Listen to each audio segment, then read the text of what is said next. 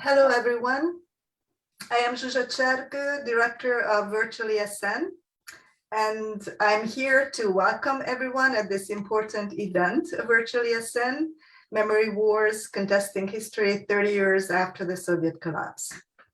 We started the second season of vASN in fall 2021, but the year 2021 is also a landmark year because we are 30 years after the Soviet collapse that changed the lives of people in a large part of the world that we used to call post-communist Europe and Eurasia, and also affected the lives of people elsewhere around the world. So the Soviet collapse is a major theme of the vASN season in 2021-22. And this event today is the first one in which we address the theme. The panel today brings us a terrific international group of influential scholars who will share their thoughts with us.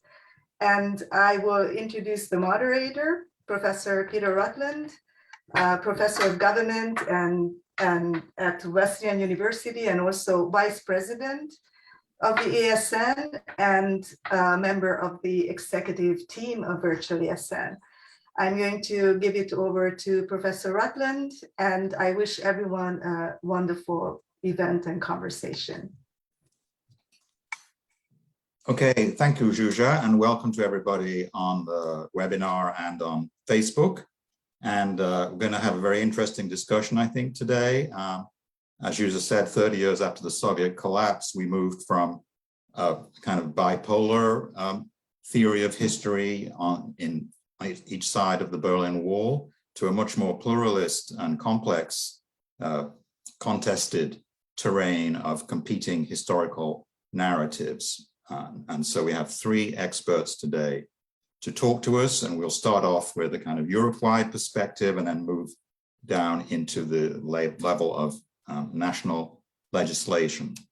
And the three speakers today are Laure Neumayer, who is Professor of Political Science at the Université de Picardie, Jules, Verne in Amiens.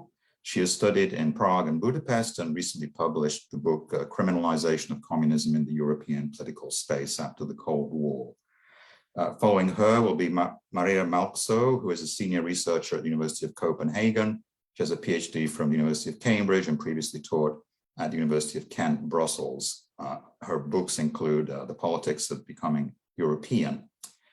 Thirdly, there will be Nikolay, who is a visiting professor at Emory University and previously has taught at Georgia Tech and Johns Hopkins, Helsinki and Paris.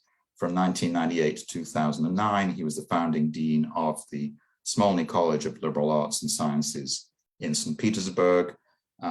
He's the author or editor of 9 books, including Pamięć strogowa reżima, Historia i polityka w Rosji. So I'll turn it over. Each speaker will have 10 minutes, and then we will have plenty of time for a discussion, and you will be able to post questions in the chat feature. And so I'll hand the microphone over to Professor Neumayer. Thank you. Can you hear me? Yes, we can hear you. Okay.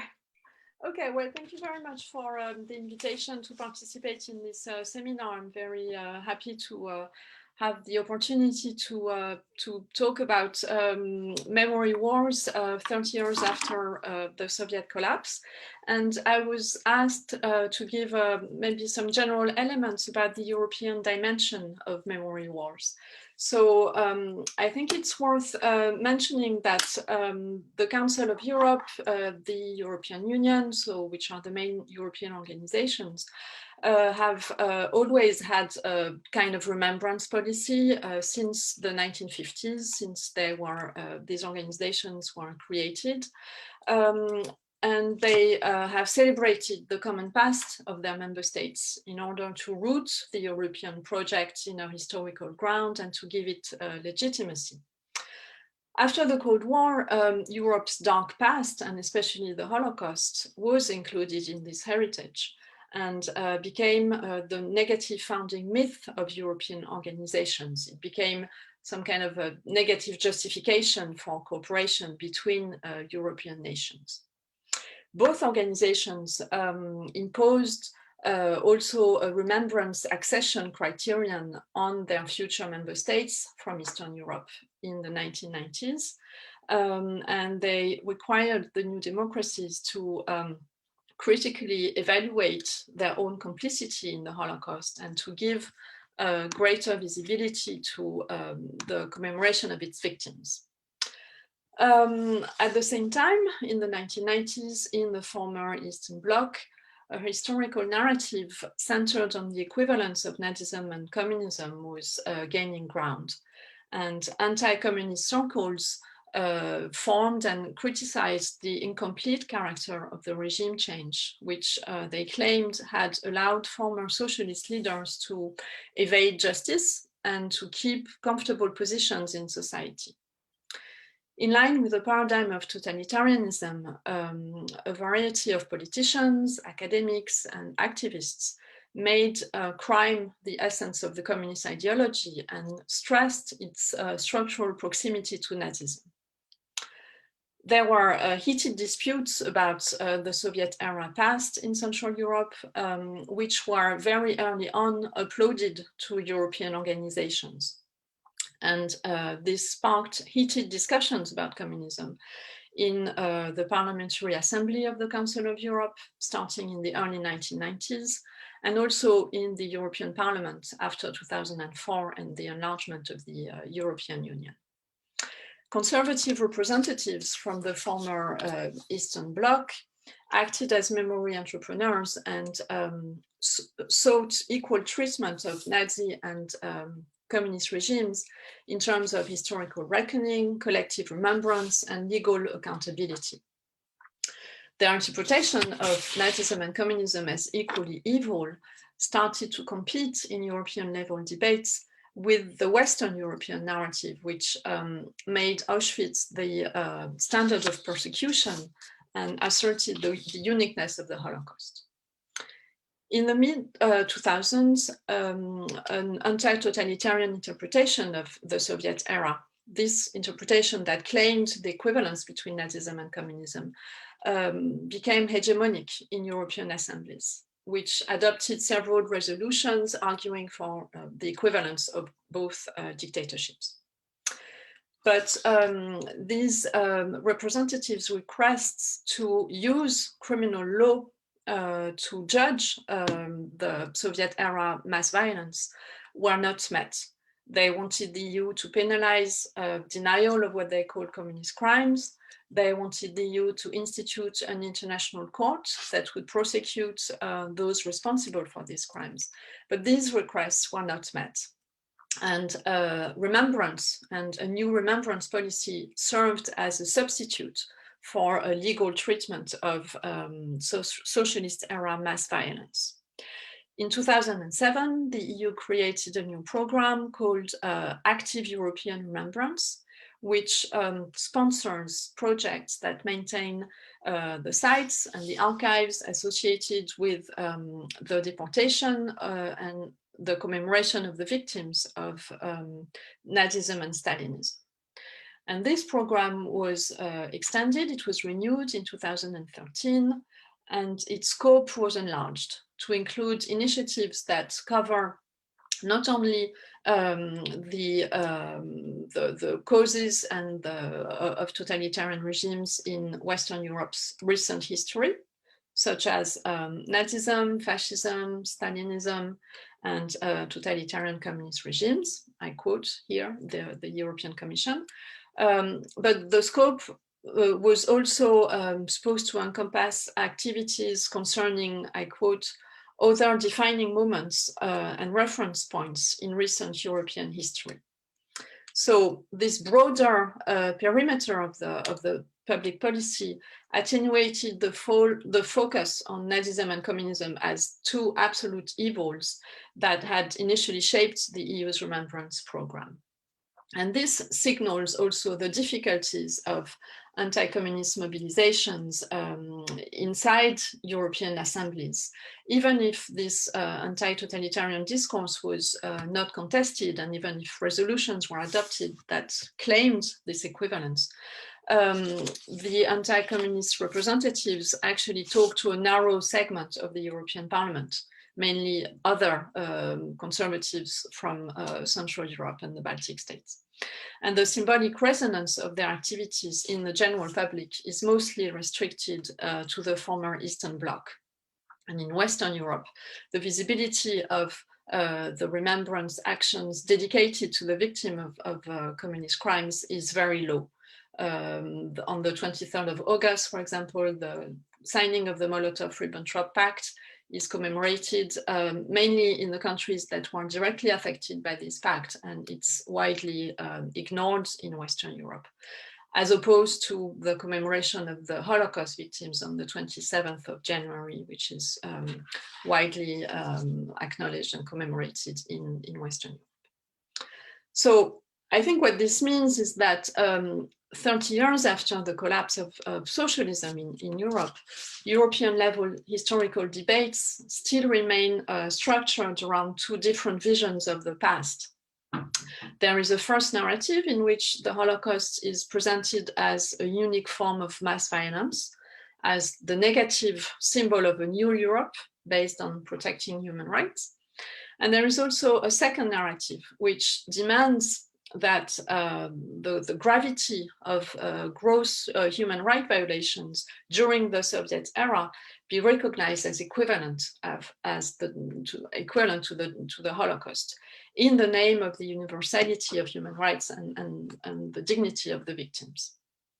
And the EU and the Council of Europe have sought a middle ground between these two narratives, and they have produced a historical memory, or at least a discourse about the past, which is based on a broad denunciation of all forms of totalitarianism and on the equal commemoration of their victims.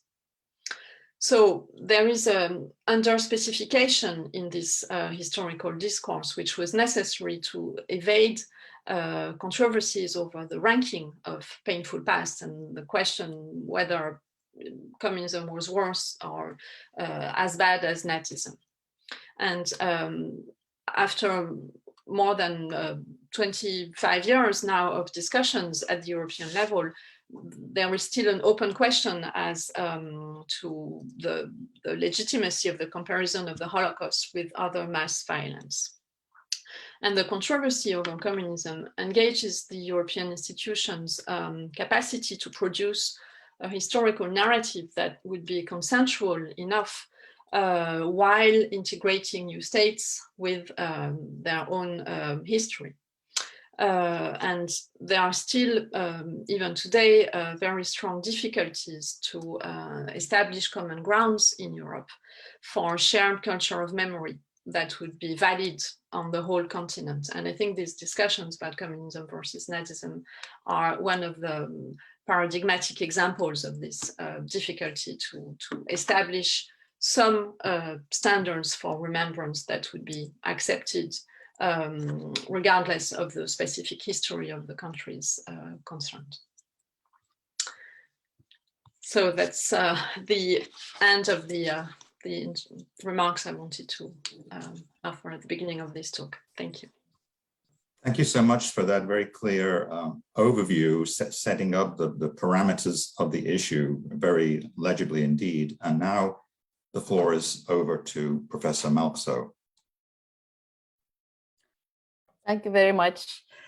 I wish I can replicate the clarity of Laure, but it's a messy field, and I want to focus on the particular tendency that we've been seeing in recent years, particularly in the triangle of Russia, Poland, and Ukraine. But I guess we can also include, in a way, the Baltic states. Then it ceases to be a triangle anymore. But what we do see, basically, in the region in Eastern Europe and in this circle, we see that the Second World War still is a past that will not pass. Think of just a couple of weeks ago, on the anniversary of the Soviet invasion of Poland on 17th of September 1939, which followed the earlier conclusion of the Molotov-Ribbentrop Pact. And on this anniversary, the Russian Ministry of Foreign Affairs called the event a liberation campaign. So again, you see there is this struggle over whose story about the events that took place, 75 plus years ago will win now. And we've seen in recent years the introduction of various memory laws in the region, which all seek to secure particular historical narratives by either excluding, somehow denigrating, or even explicitly criminalizing alternative views. There is the 2020 constitutional amendment adopted, a set of amendments in the Russian Federation, but these amendments include a clause on the protection of the historical truth. You might have also heard about Russia opening a criminal investigation after the Czech authorities dismantled the statue of a Soviet military commander in Prague in 2020. And then there are these instances of various disciplinary measures that have been introduced. For instance, the 2014 amendment to the Russian Penal Code, which criminalized public dissemination of knowingly false information about the activities of the USSR during the Second World War. Then, on the other hand, we do have the decommunization laws in Ukraine, which, of course, go in a different direction. That trajectory is very different. But I guess I would like to raise the provocation and question whether, in a way, they end up in style very much actually, alas, replicating some of these concerning features that we see in the Russian way of legalizing the permissible story, the state story of the past. And then there is the 2018 amendment in the Poland's case to the then already existing memory law, which originally sought to penalize public statements that, and I quote, accuse the Polish nation or state of being responsible or complicit in the Nazi crimes committed by the Third German Reich. Now, what do we make of this struggle? What is this struggle really about? And of course, our field, memory studies, wouldn't exist if it would not be full of distinct and very interesting explanations why this is going on the way it is going on. And I would myself want to diagnose this situation as a struggle between competing mnemonical status anxieties. So this is a status struggle because I'm also an international relations scholar.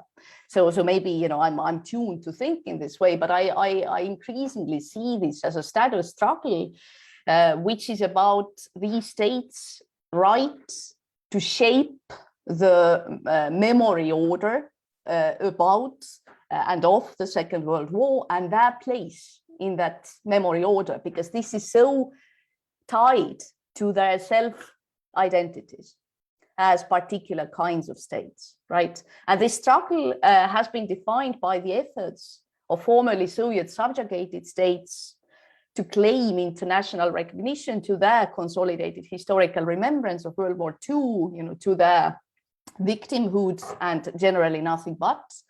And then on the other hand, you have Russia's concern over losing its historically established standing as a good force, as the liberating force in the Second World War for its key contribution to the victory over Nazism.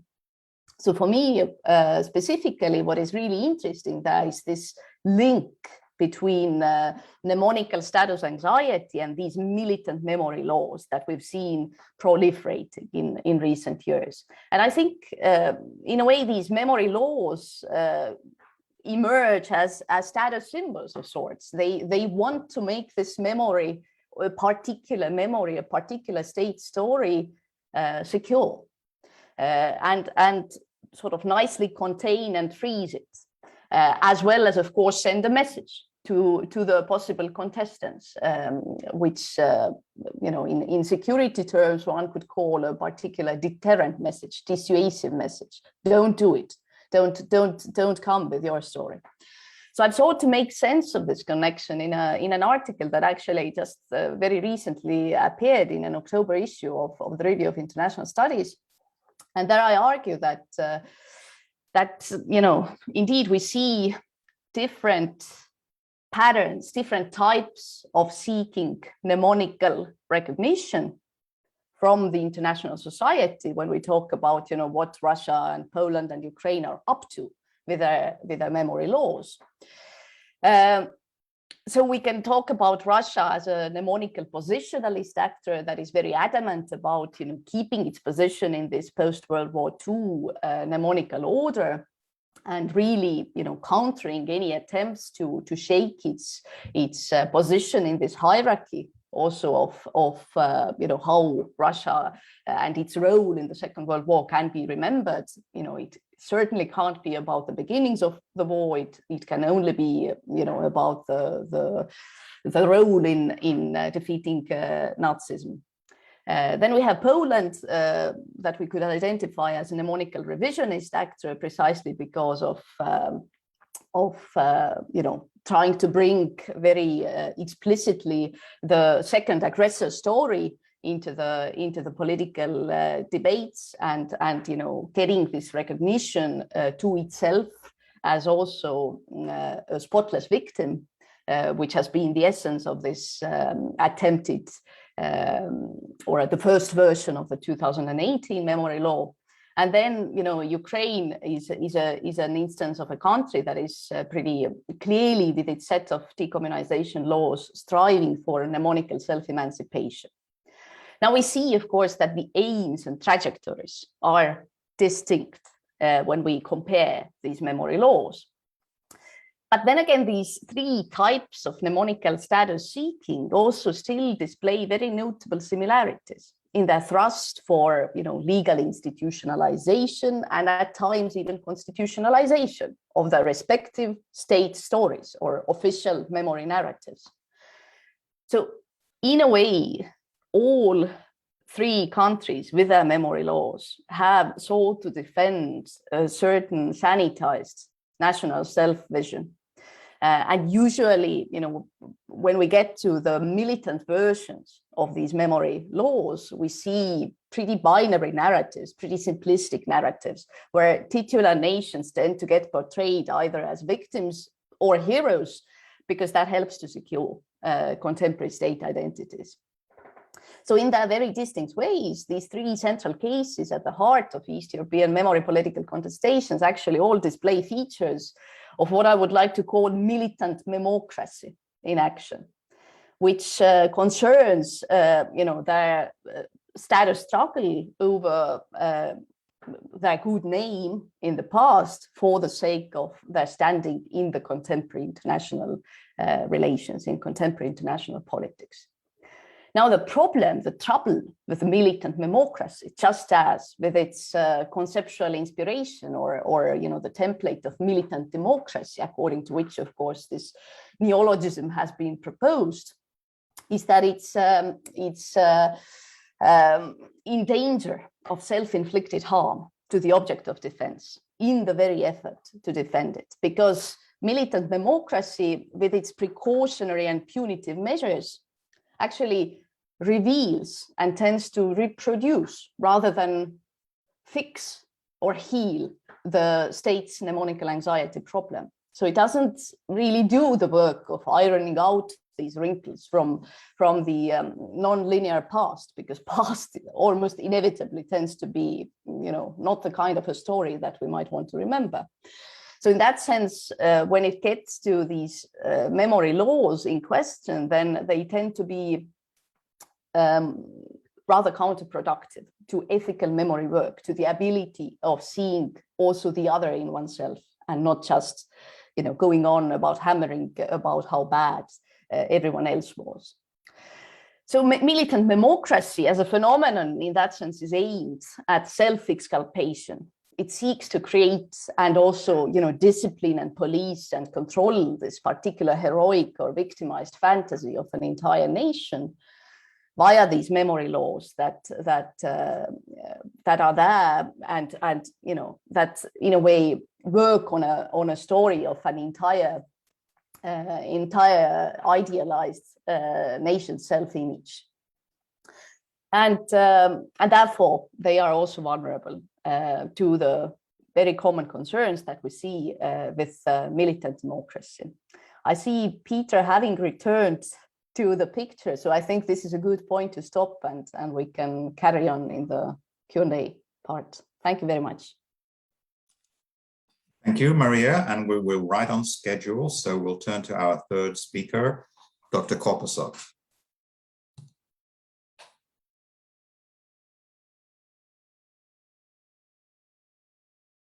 Yeah, I always forget to unmute myself, sorry.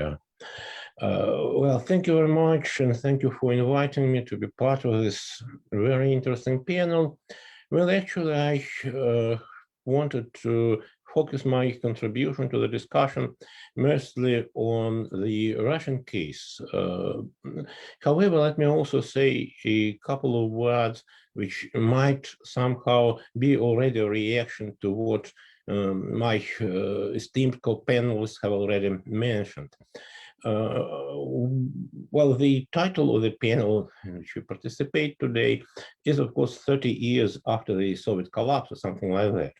And what I wanted to somehow underline is that the last 30 years have seen indeed very important changes, and not only in general politics, not only in social, cultural evolution of our societies, but also more concretely in memory politics or history politics.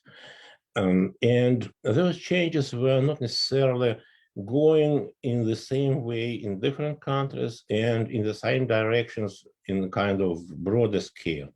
There was a moment when memory politics, which is a recent phenomenon, the concept dates back to the mid-1980s, and of course, the rise of memory in Western Europe and Eastern Europe and the United States and more or less universally is also a relatively recent phenomenon which doesn't go much farther in the past than the 1970s and even early 1980s.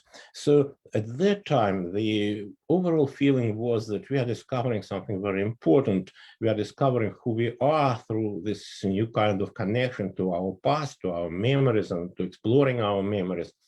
And basically, the emphasis was also on the fact that we need to use this, memory, turn new attention to memory, to our identity, in a way to purify ourselves, to make ourselves better.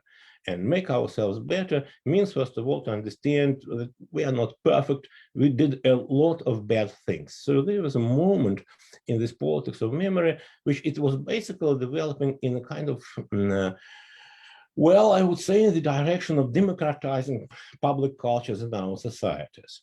However, this thing of which the collapse of the USSR was an essential part, which basically brought you kind of its perestroika was, from my perspective, kind of revolt of suppressed counter memories against the Soviet master narrative. So that was a very positive, of course, outcome. However, very soon the direction of those, mnemonic concerns began changing. On the one hand, and essentially in Eastern Europe, there was a wave of nostalgia for communism, and there was really strong criticism against the Holocaust-centered politics of memory, which came to prevail in the West by that period of time. And on the other hand, there was a revival of what Maria, I think, very, aptly just calls now militant democracy. I like the term very much.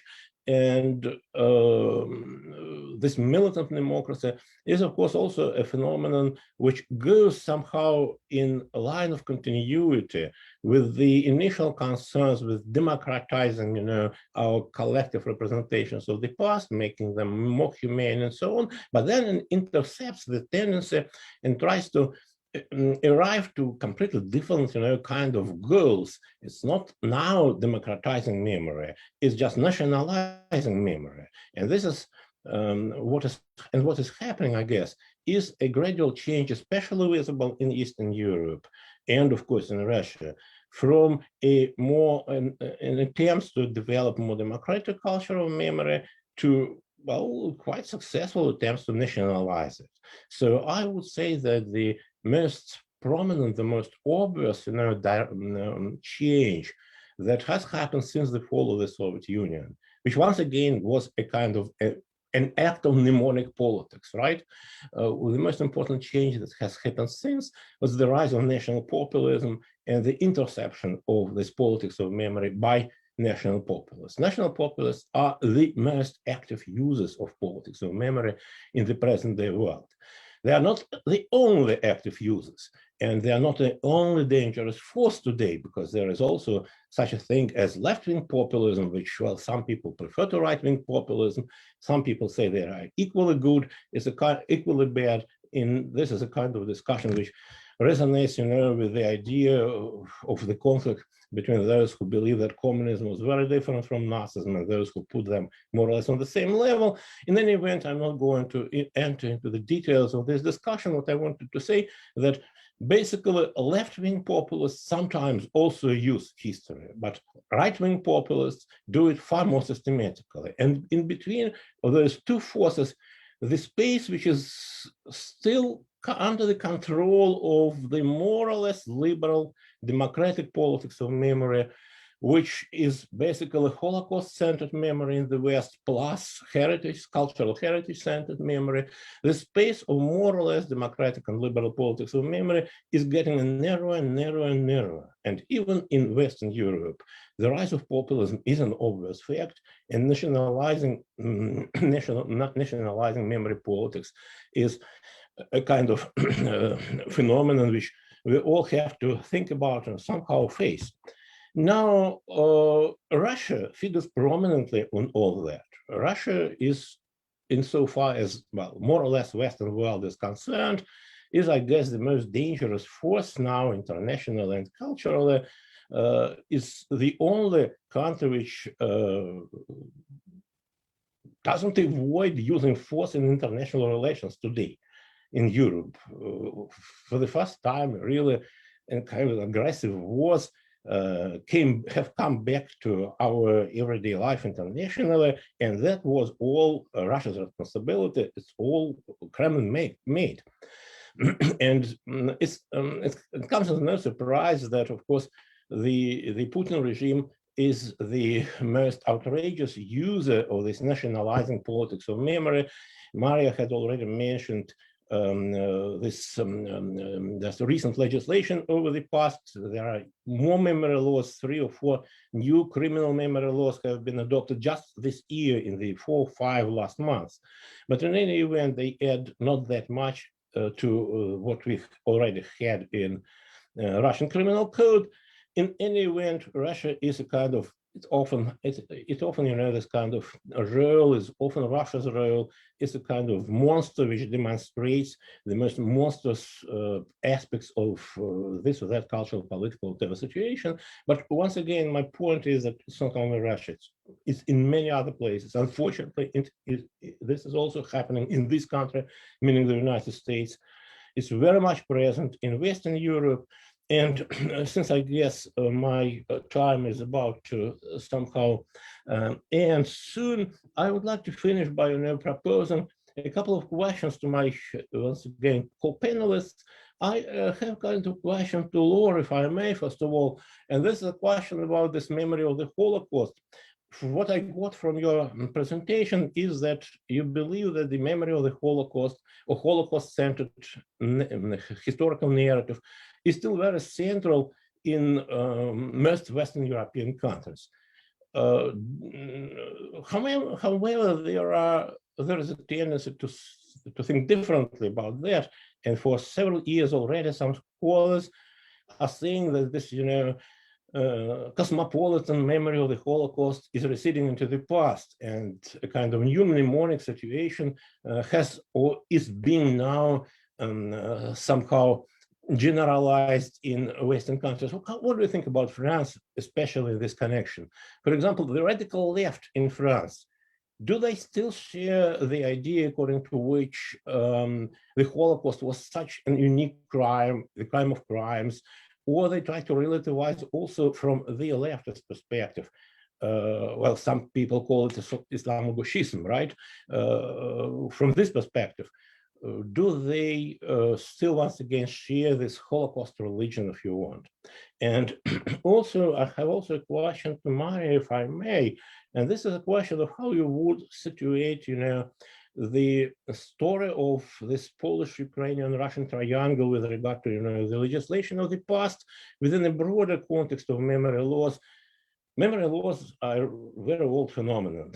The current generation of memory laws is a new phenomenon, but just as attempts to somehow provide an official truth of the past, they go back at least to the French Revolution. There are hundreds, I just recently researched that a little bit, there are hundreds of memory laws adopted by the French government during the French Revolution. And then, of course, the 19th century was also all about just legislating on the issues of the past in all countries, basically, European countries.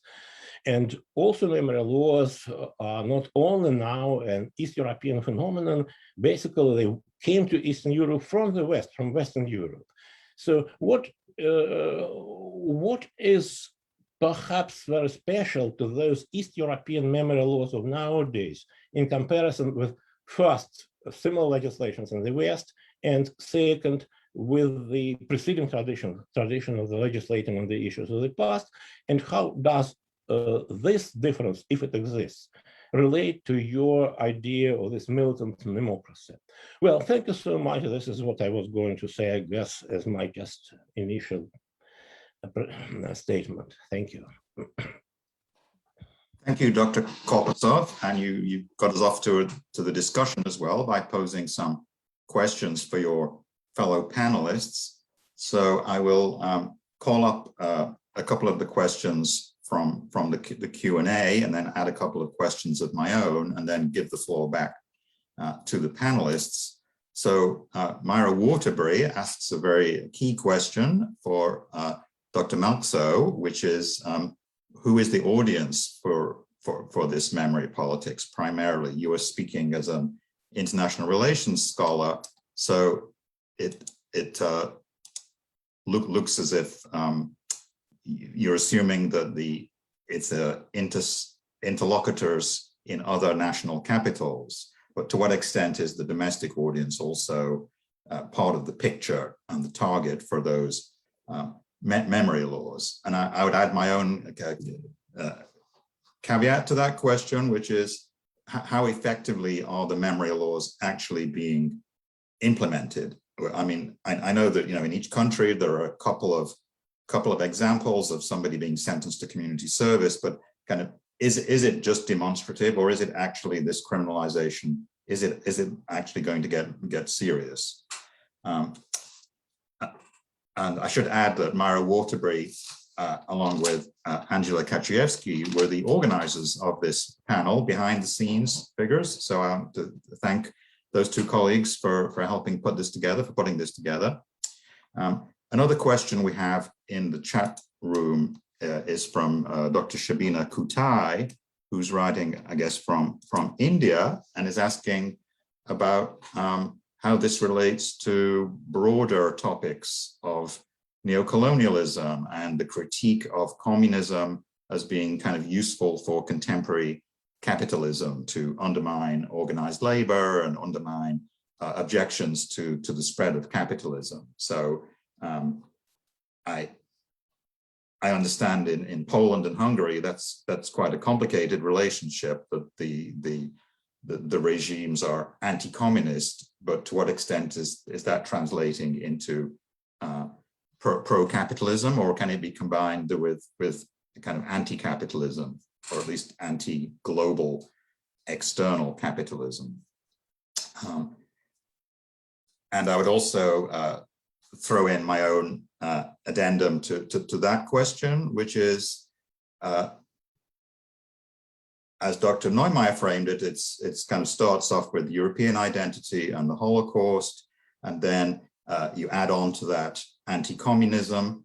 But of course, we also have all these memory wars in the United States, in Britain, and France about imperialism and slavery. So to what extent can we kind of fold in the memory wars about European imperialism, and for that matter, contemporary neocolonialism? Is it possible to imagine that that's going to be brought into the picture, and would that help? Would that help to pluralize and level out the kind of victims, or would it be a distraction? For Dr. Koposov, my question would be, Russia is, of course, as you say, a special case, because the reason you gave is the recent military action by Russia, alarming its neighbors.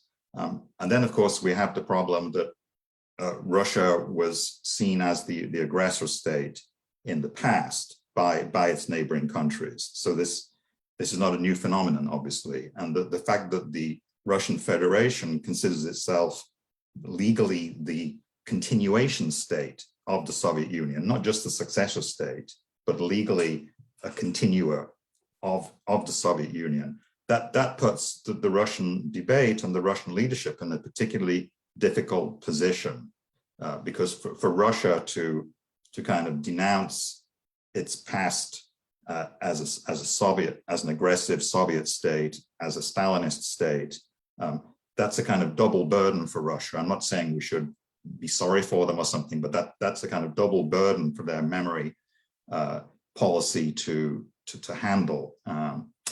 Finally, I should note that yesterday and today it was the 80th anniversary of the Babi Yar massacres. So while we're in the spirit of memory, we should note that tragic incident, more than 30,000 people shot, mainly, of course, Jews. So I'll turn the floor over to Laure Neumayer for her thoughts.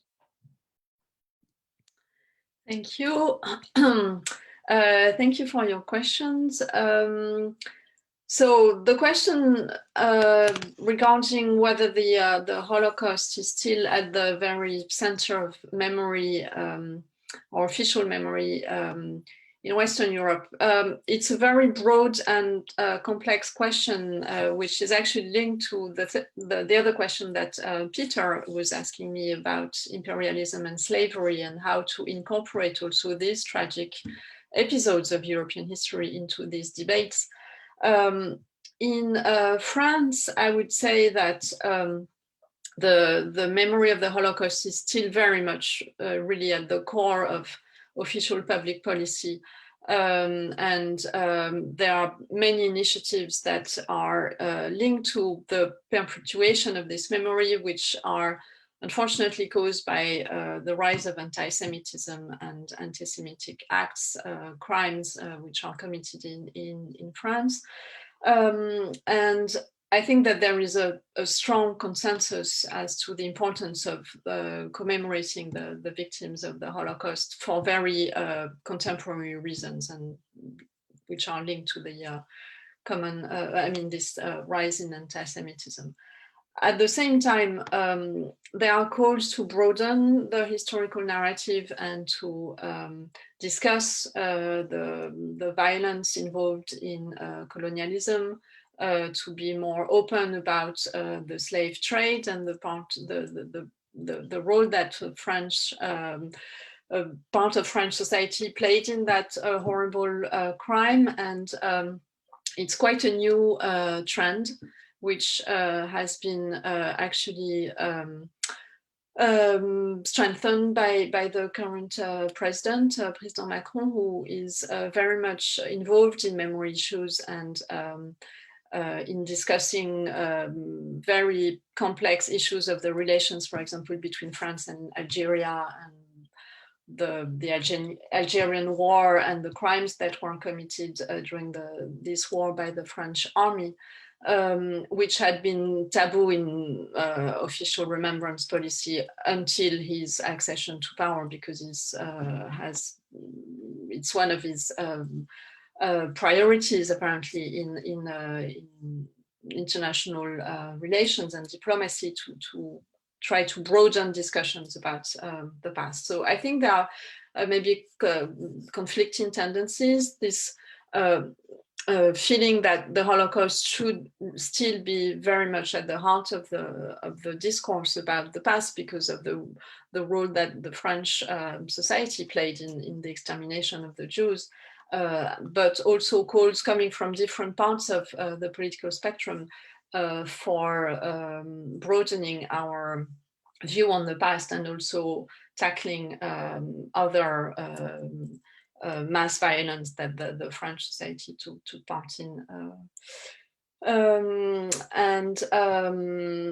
I think that, yeah, that's maybe I will stop there and give the floor to Maria for her own answers. Thank you. Yeah, go ahead, Maria. Thanks very much for the sort of really thought-provoking questions. The question about, is it domestically oriented? Is it internationally oriented? Is always also the question about, who is looking at the thing. And, the fact that I'm emphasizing and maybe for some overplaying the international dimension of it doesn't mean to suggest that there isn't a very important domestic layer to it. I think by and large, any identity and any status struggle, I mean, it's relational, which means also that it has different audiences, and you would get different emphasis depending on how the message specifically also is decided to be geared in a particular instance. But in most cases, I don't think we can actually very neatly distinguish that this was purely for domestic audience. There is no pure domestic or international audience distinction anymore these days anyway, if it ever was, I think. And I think my idea, and maybe it's also the home blindness that we inevitably always develop when we are working in our disciplines and disciplinary traditions, that we tend to see what we are most interested in and excited about, the kind of dynamics, and tend to maybe amplify that dynamics. But I think this was, when it comes to this international status dimension of the memory wars, something that the literature that has had so much to say about the specific sort of country-specific, nation-specific intricacies of these developments had yet to take notice of. It hadn't yet been sort of taken on board. And I think it is actually very much there, because eventually I would say that it boils down to, it's not just about, the story.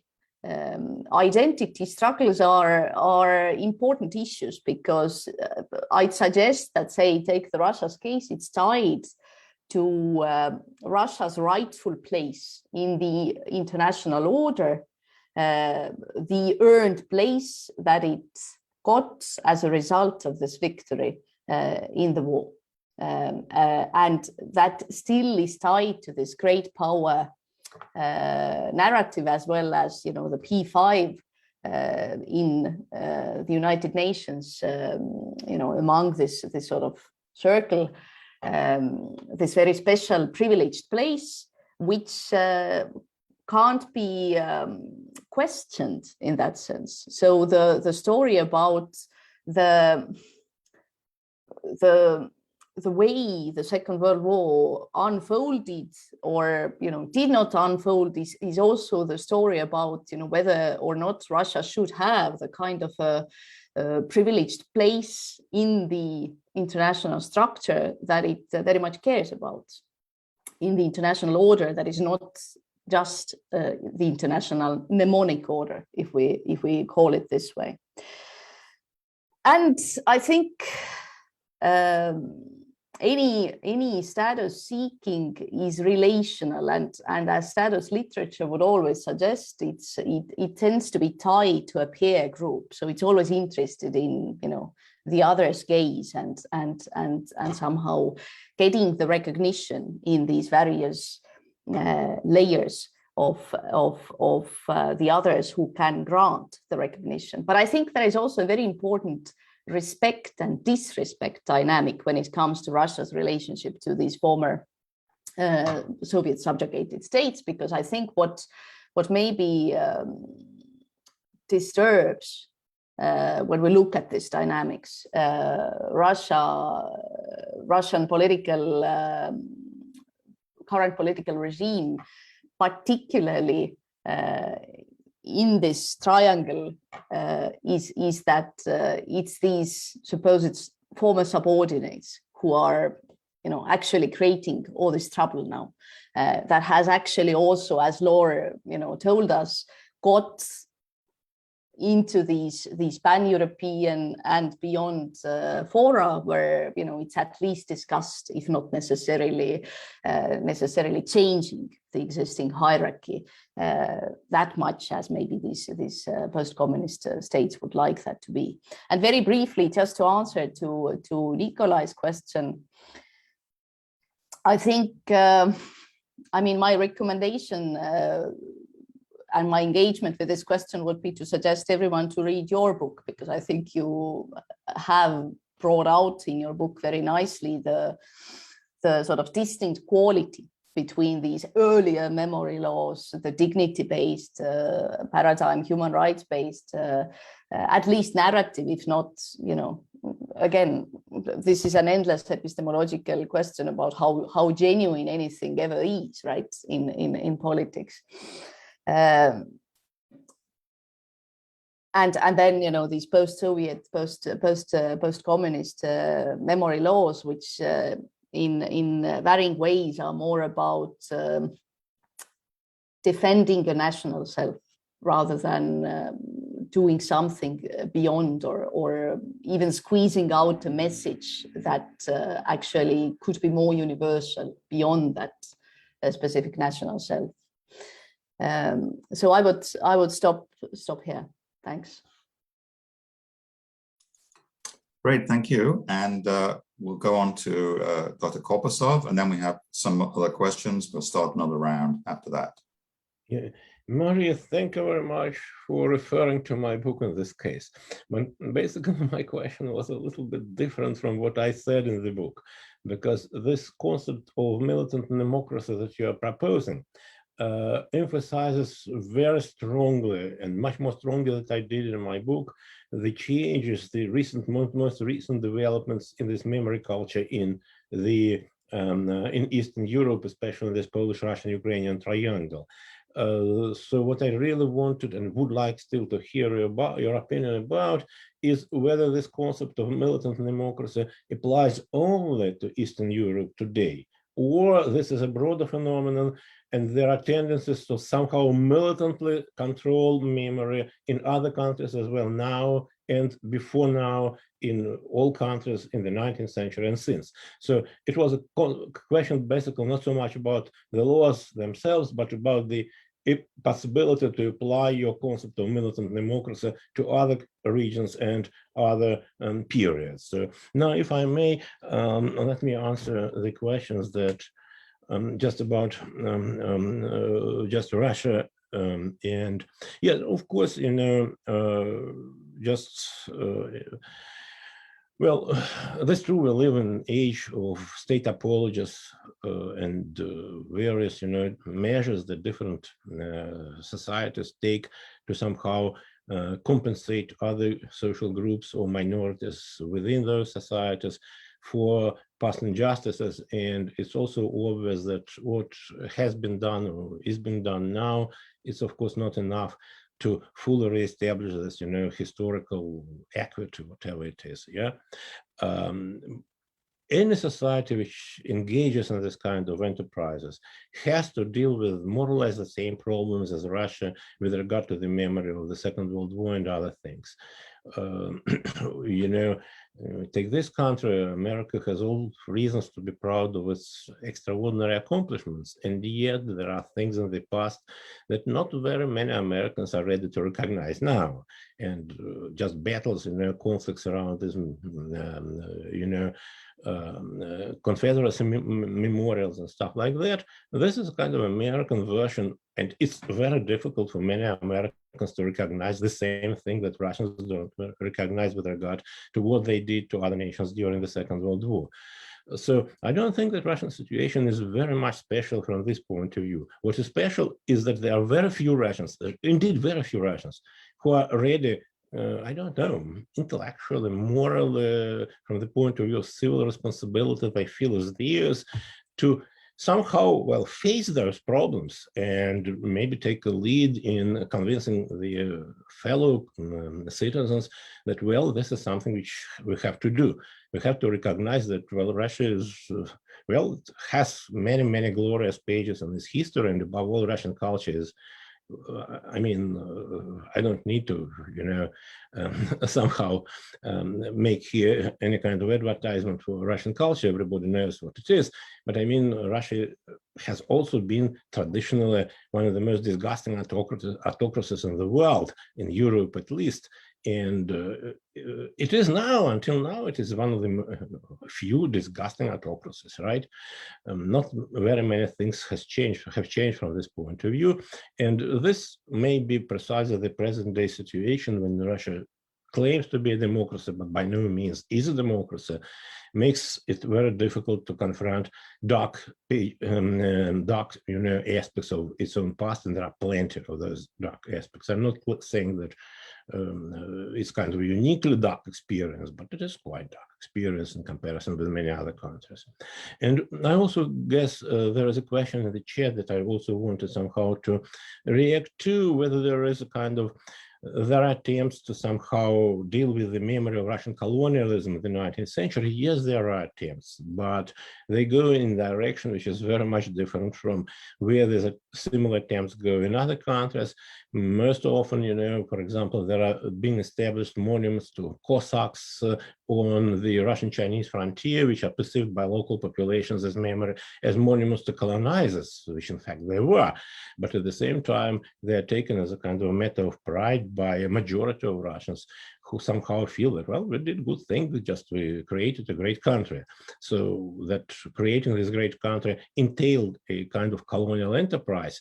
It's of course a difficult issue because Russian politics in Central Asia especially was similar, but not exactly the same. The British politics, for example, in its colonies, right, in Britain, English colonies, and yet anyway, there was a strong colonial component there, and many Russians take pride in that now.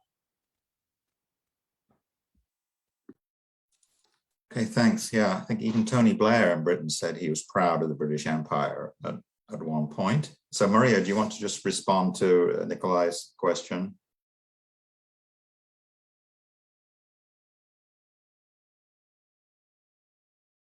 Yes, sorry, I couldn't find my unmute button. Yes, sorry, Nikolay. I mean, I blame, as I told Laure before, I blame a very early flight this morning, for my lack of attention.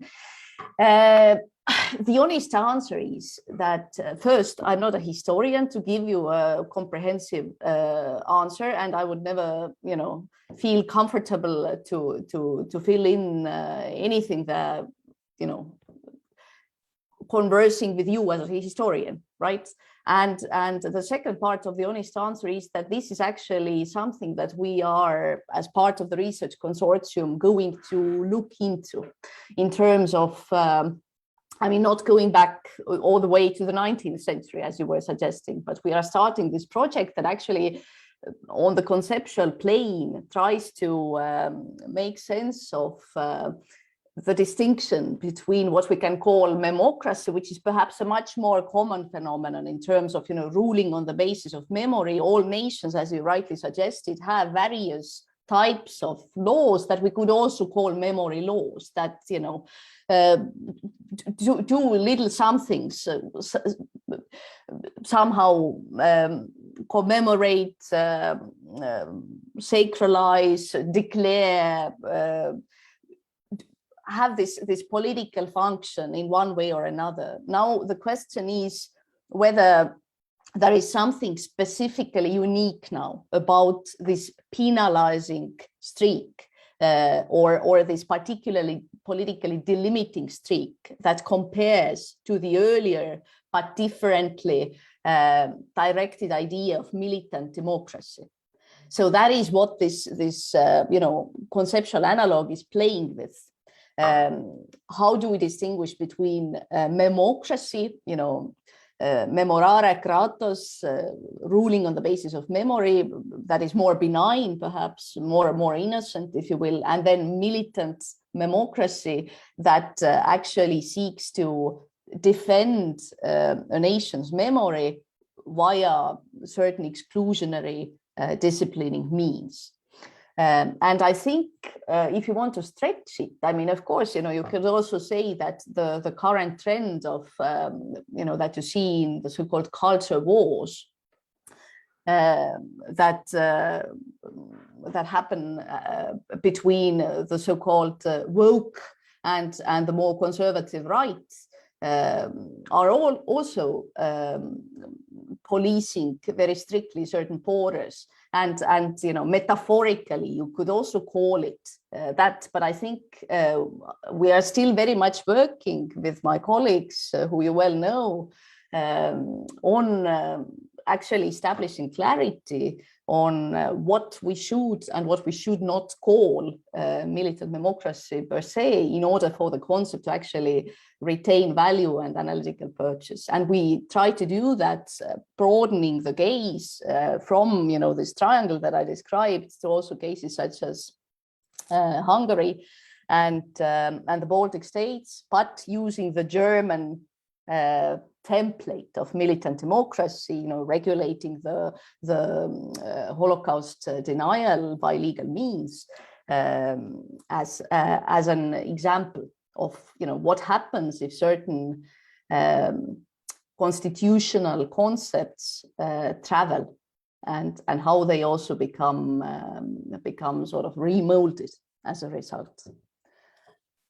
But I also saw a question in the chat. I wonder whether I might be able to react to that, if that's okay, Peter.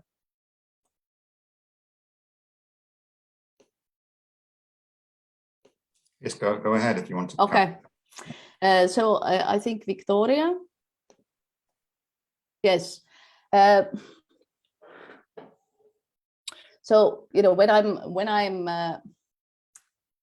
I'm comparing certain features in memory laws, I'm not suggesting by that that there are somehow more fundamental ontological similarities and commonalities between two countries. That would be very, very far-fetched and absolutely also not taking into consideration the very different context of the adoption of these memory laws. So, what I'm pointing at is, whilst one can be understanding and empathetic to the context of adoption of Ukraine's decommunization laws, and they are 4 different laws, they do different things. What one can raise a question about is the particular configuration about how certain historical heroes should be remembered as heroes only, without taking on board the actual historical record when it comes to the complicity in crimes against the Jewish population in Ukraine during the war. And from the militant democracy platform, one can also ask, as lawyers would, whether the idea of actually prohibiting a certain political party of participation, beyond the context of actual hybrid war that indeed was the context of the adoption of these decommunization laws, and I'm referring to a particular #1 law among this package, whether this is actually something that can shoot back or shoot the legalizer onto foot eventually. I'm not suggesting that we should somehow put them, that Russia and Ukraine are ontologically the same. I'm pointing at the dangers of memory laws that want to freeze a narrative that only seeks to defend a nation story that the nation wants to believe into, but it's not necessarily historically an accurate story.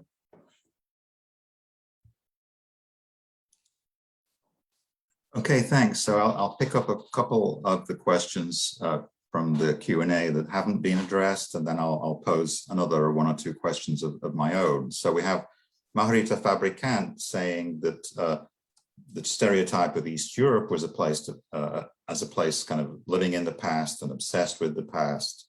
And now that we have the spread of memory wars, history wars to Western countries, is that kind of East Europe is the future for the West, I guess is what she's implying.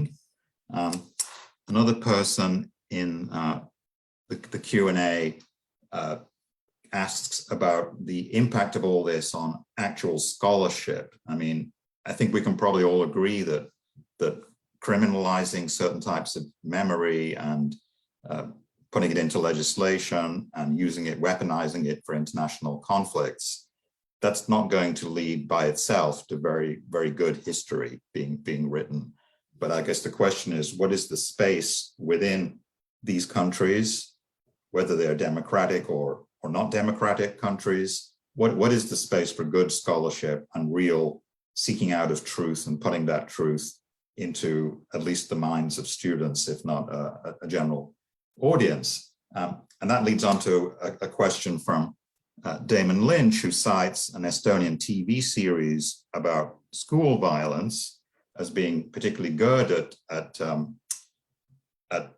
presenting alternative points of view. So I guess that's an interesting question for all of us to think about. Can we think of examples from the countries that we study where there are kind of exemplary TV shows, documentaries, or fictional accounts, which kind of show how it can be done, how you can tell the truth about the past without causing new conflicts and without disrespecting your interlocutor and creating further strife? Can we have truth and reconciliation, I guess, is the holy grail we're looking for. And that leads to my final question for Laure about the question of equivalence. So I would like to kind of put you on the spot there. Where do you stand on the question of, is it a good idea to try to pursue the historical truth in framing it as a kind of equivalence of Stalinism and Nazism, as obviously Timothy Snyder and others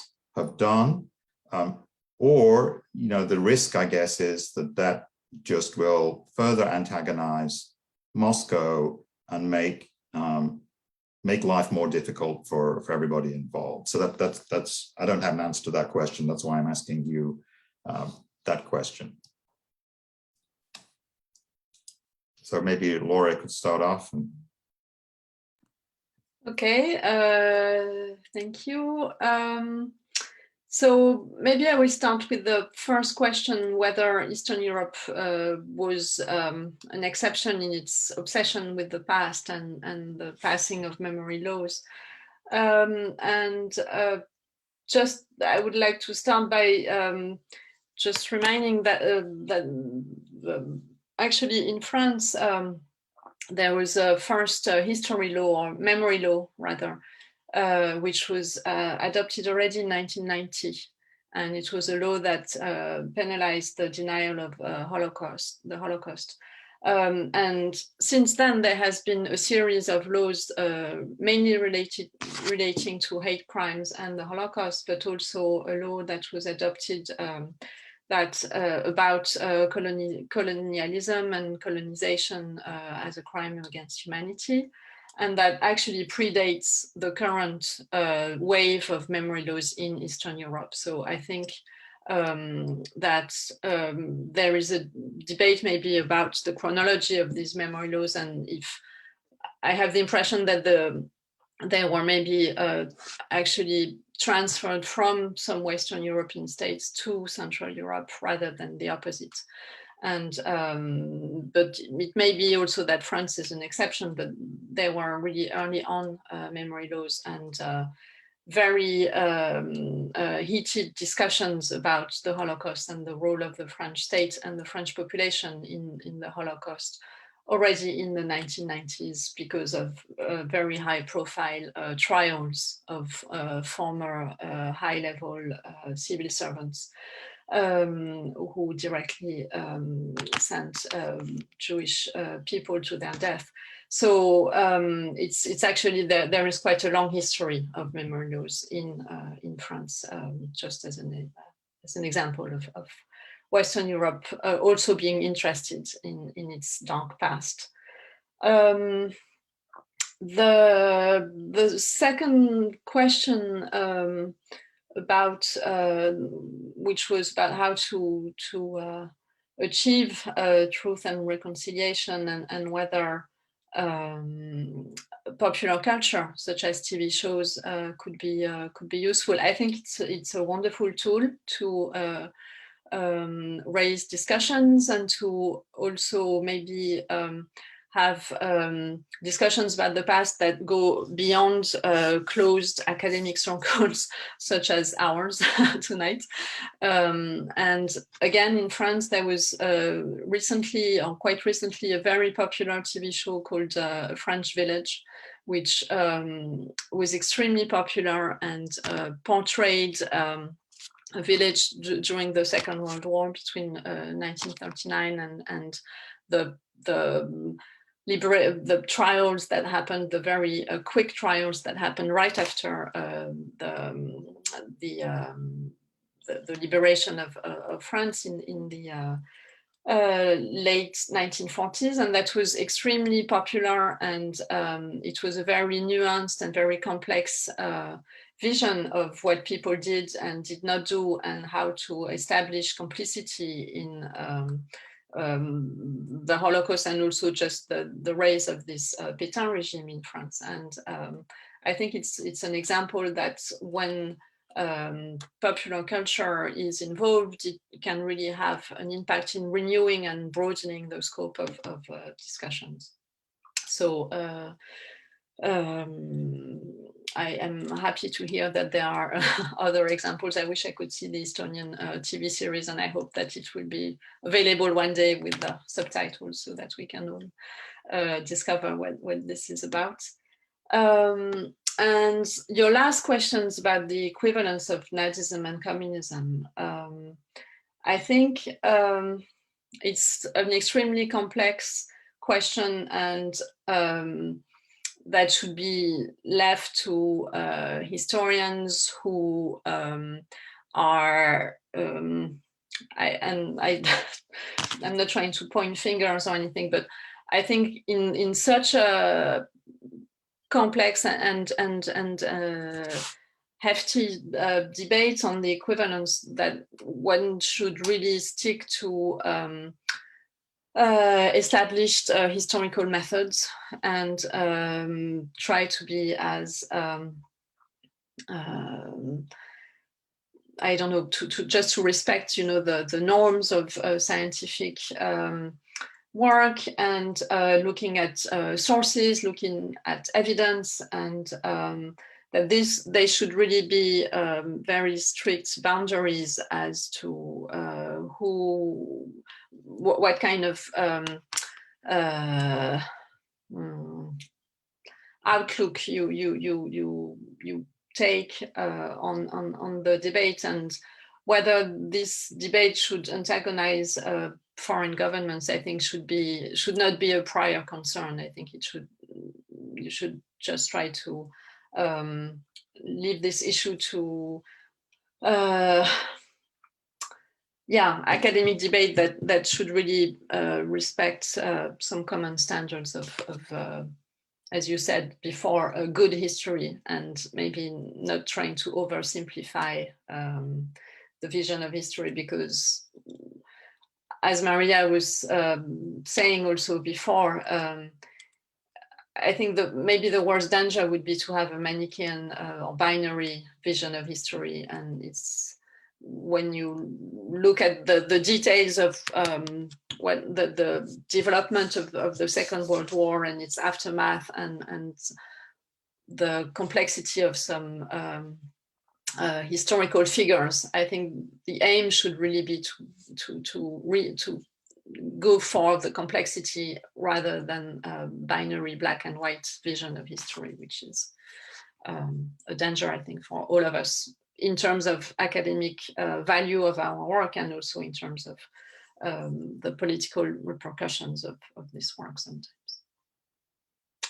Thank you. Sorry for this long and maybe a bit confused answer, but it was a difficult question to no, I think your answer was useful to me as well, in complexity over simplicity and separating out history from politics, or trying to. So maybe Nikolay, you want to come in at this point? We have about 15 minutes left, so there may be time for a couple more questions, but go ahead, Nikolay. Isn't Maria's turn now? I guess we usually follow the sequence of our presentations. No? Please go ahead, Nikolay. I've spoken a lot. Okay, good. Well, does all that influence historical research? Yes, it does. And more or less everywhere in the world, Russia being here, as it often is, an extreme case. And what has become obvious, especially in recent years, is that there is a strong tendency among Russian scholars to support Putin's politics of memory. I was just amazed to see how many scholars now, some of them are quite knowledgeable people, but basically they really support the politics of memory that is somehow pursued by the Kremlin. Not, of course, to speak about the general kind of state of the art insofar as the history of the Second World War is concerned. Here, very few Russian scholars, since the 1990s, when the situation was very different, dared to somehow criticize the actions of the Soviet governments and Soviet military command during the war. It can be just, there are few scholars who still do that, but the kind of general tendency is just kind of support the official version of the war as well. Now, will the fascination with the past get transferred from Eastern Europe to Western Europe? I understand Laure has understood this question in its more technical sense from the point of view of the experience of criminalizing the past or somehow legislating on the issues of the past. And here, of course, Western Europe and France especially is an undeniable pioneer. And East European memory laws, they were in a way imitations, in a way, kind of responses to the West European legislation on the issue. But I guess that this question has also a kind of other aspect, which is not limited specifically to the legislation stuff.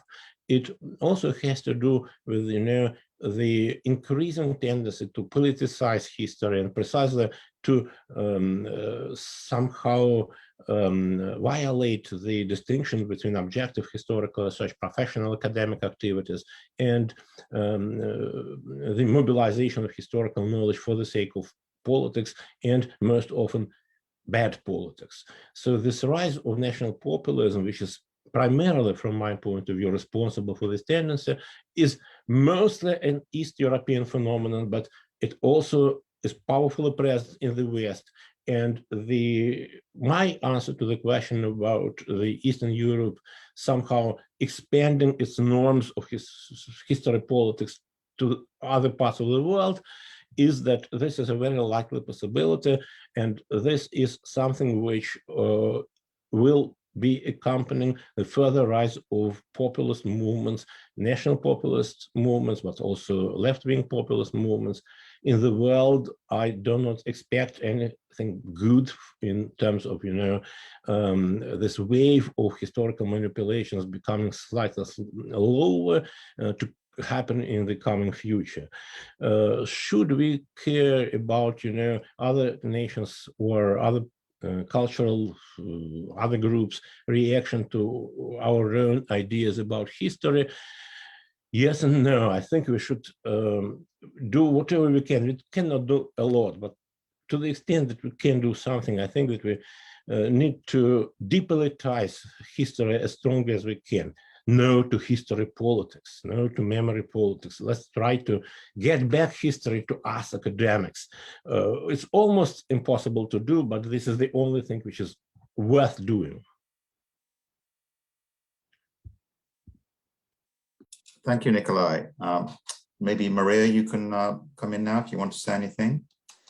Well, maybe as a reaction to what Nikolay just said, I would rather say that I don't think we can ever get rid of politics of memory, and I'm also not convinced whether we should, because I think memory is something that does, due to it being so intricately involved with how we identify and see ourselves, both as individuals, as certain collectives.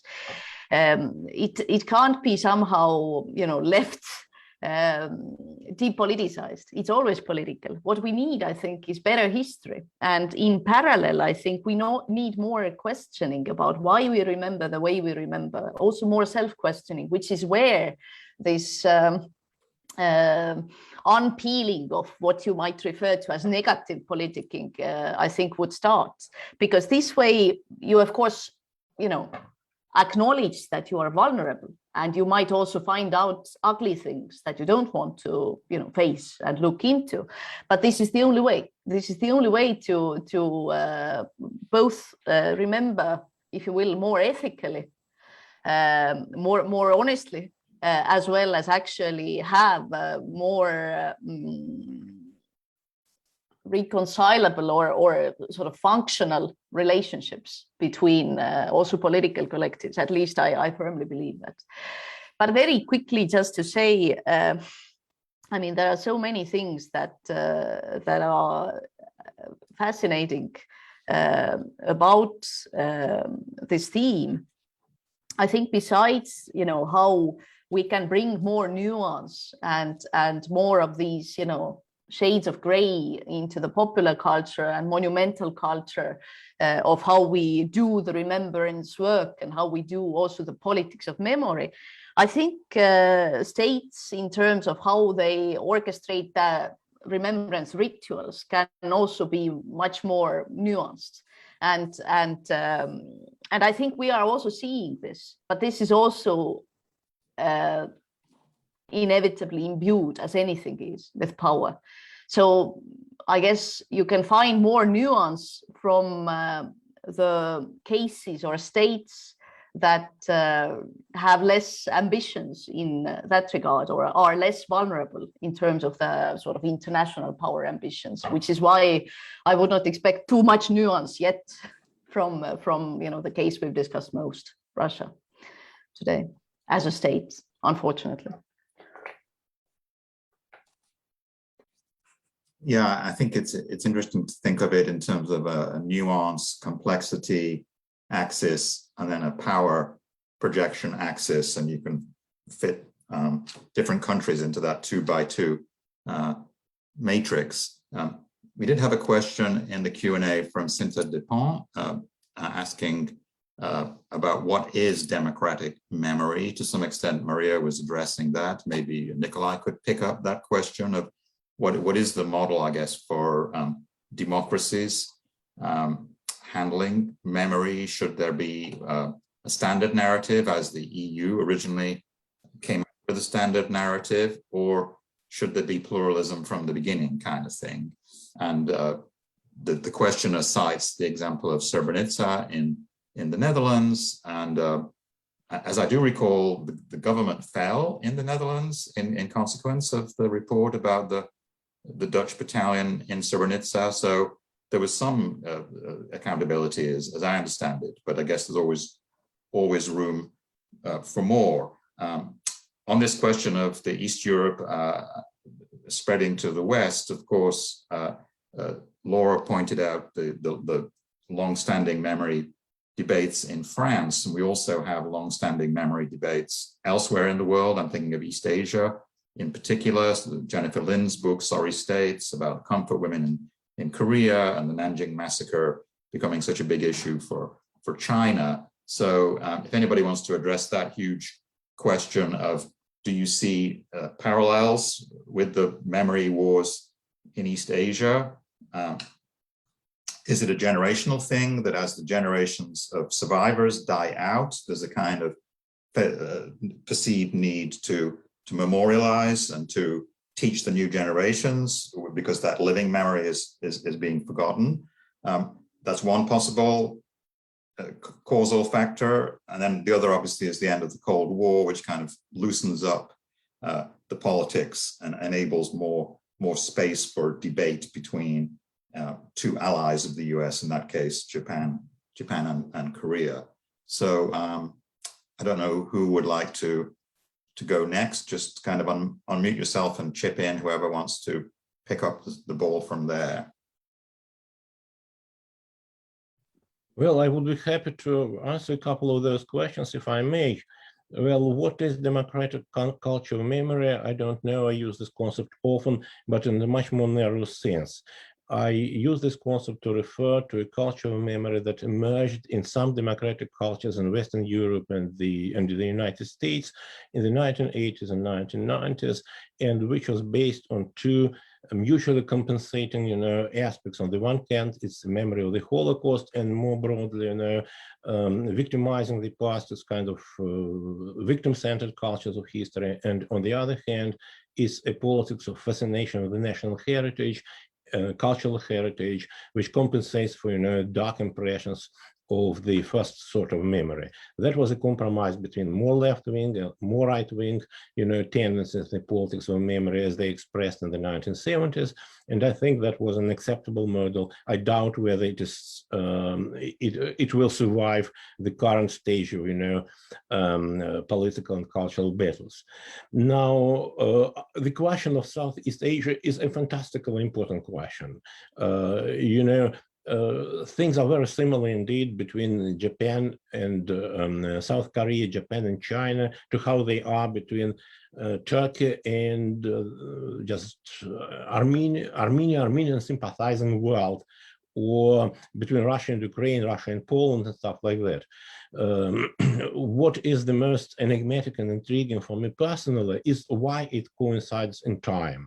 The rise of interest in the Second World War is a worldwide phenomenon, and it began in the 1990s. The question of why in the 1990s, of course, the war was just a subject of interest for all the time, but the increase in this interest was really transcultural, transcontinental phenomenon. It began in the 1990s and it continues until now. It's been exploited by mostly just radical forces on the left and on the right. And I don't have an answer to the question of why. But I find it's an extremely important question. Thank you. And I'm just realizing the time is running out. So I'm afraid, Nikolay, that would be your kind of final comment, and I'll just give a minute or two to the other two panelists to share any concluding thoughts. So maybe Maria, you can go ahead. I quickly just pick up where Nikolay left off. Yes, this is an absolutely fascinating question about in a way now this myth of Eastern Europe being somehow magically obsessed with the past actually being very much shattered. We see how this question has come to haunt and force itself upon also the old powerful states of the world, and of course there is this Asian dimension into which I won't go into, but I think that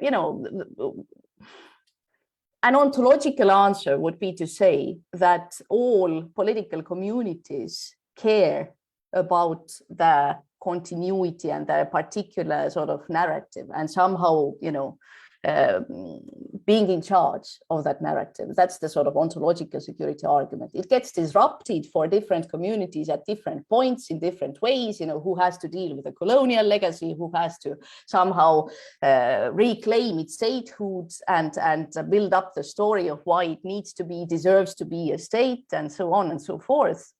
But that's the sort of, you know, maybe universal argument that we could make about why memory matters for political communities. And then there is this question, which, you know, often humanities people feel more strongly about, that it has become, in a way, the substitute spiritual glue, because we don't really have anymore what we used to have. At least at that, you know, scale and in that intensity and depth, you know, religion influencing the life and tying the communities together. So it sort of gives the sense of transcendental, because there isn't much else left, at least in the sort of modern Western world. Okay, thanks. And final word to Laure. Yes, thank you.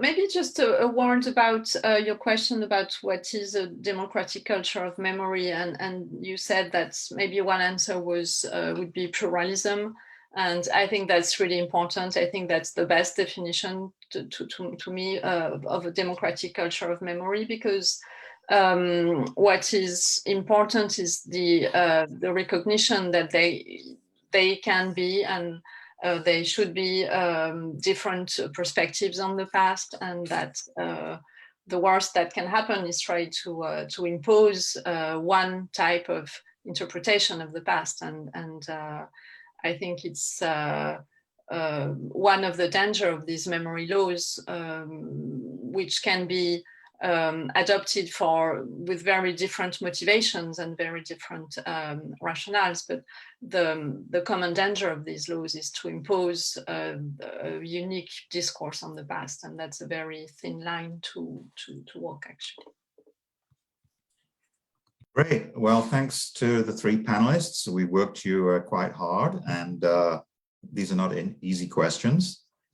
And thanks to the audience. And I would remind the audience to tune in to future panels of the virtual ASN. The program is on the website, and the next two sessions are 2 weeks apart, October 14th and October 28th. And they'll both be devoted to census politics and the study of the census. So with that, I will draw this meeting to a close and look forward to seeing you all again at some future panel. Bye-bye. Thank you very much. Thank you very much, and see you all soon, hopefully. Thank you for the excellent questions. Bye.